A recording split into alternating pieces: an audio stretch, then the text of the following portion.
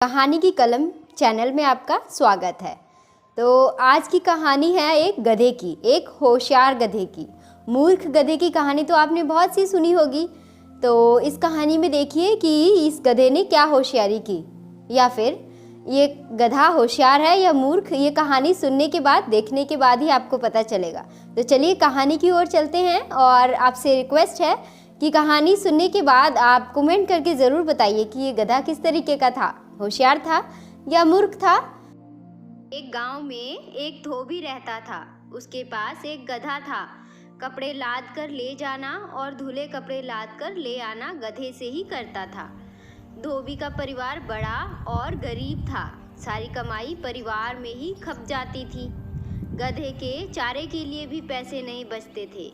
खेतों में घास चरने के लिए जाता तो चरवाहे डंडों से पीटकर उसे भगा देते। गधा बहुत दुर्बल होने लगा।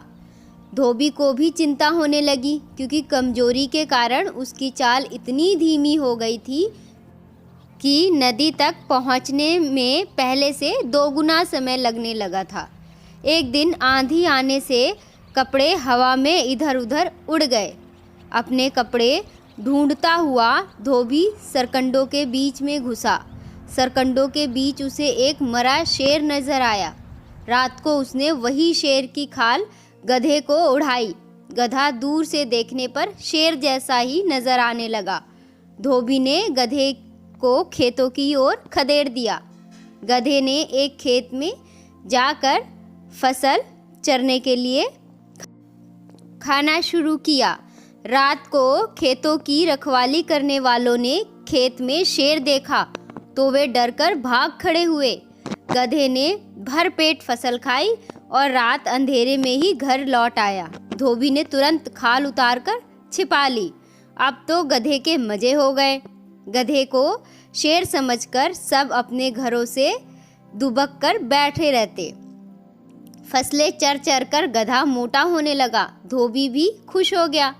एक दिन भर पेट खाने के बाद गधे को रेंकने का मन करने लगा। इसी बीच शेर की खाल गिर गई और आवाज़ सुनकर खेत के रखवाले बाहर निकलकर देखने लगा, और फिर उसने देखा और वह चिल्लाया, अरे यह तो गधा है।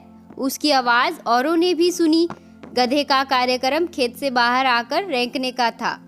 उसने मुंह खोला ही था कि उस पर डंडे बरसने लगे। उसकी सारी पोल खुल चुकी थी।